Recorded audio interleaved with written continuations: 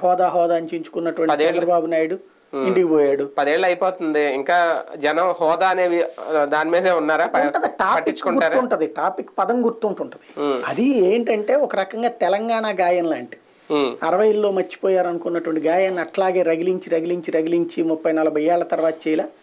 అట్లాగే అంటే బ్రిటిష్ వాడికి ఒక రాచపుణ్ణి సృష్టించడం ఇష్టం. అంటే ఎన్నికల ముందు జగన్మోహన్ రెడ్డి గారు పదే ఆ మాట మాట్లాడి నేను వస్తే హోదా సాధిస్తానని చెప్పి వచ్చారు, అధికారంలోకి వచ్చారు. కాబట్టి షర్మిల గారు ఆ గాయాన్ని గుర్తు చేస్తున్నారా జనానికి?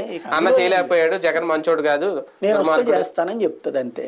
కాంగ్రెస్ పార్టీ హామీ అంటది, ఆ కాంగ్రెస్ పార్టీని హోదా అన్నటువంటిది ఇవ్వలేదన్న సంగతి మర్చిపోతుంది అంతే.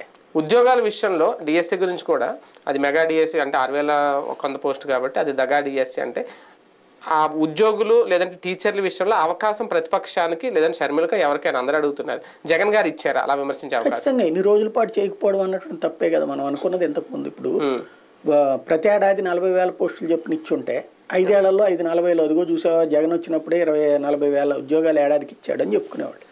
ఈయన ఏంటంటే అన్నీ కూడా ఫస్ట్ తన మాట అంతా